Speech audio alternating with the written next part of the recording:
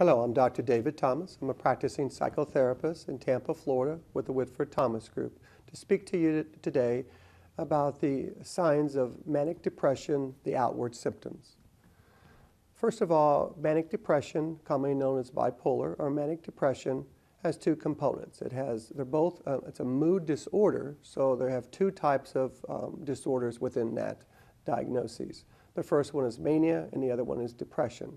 So the signs that you tend to see as far as symptoms with the mania is oftentimes the individual has this kind of increased or enhanced sense of self-esteem and grandiosity, which oftentimes plays out in how they talk about themselves and kind of how they talk about what they do, as far as, kind of an arrogance, so to speak. Other outward signs or symptoms of mania is that people with mania tend to have a very high energy level.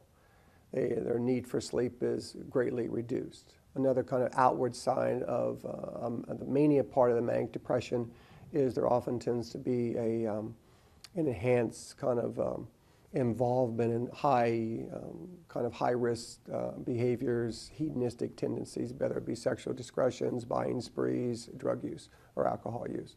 On the depressed side, the symptoms that you tend to see a lot, outward symptoms of the manic depression, would tend to be, since the thinking components are hopelessness and helplessness, oftentimes you see people tend to have very low energy and oftentimes find that the basic task of living on a day-to-day to be very difficult.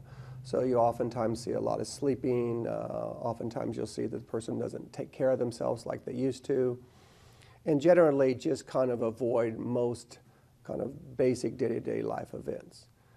I'm Dr. David Thomas speaking to you today about the outward symptoms of manic depression.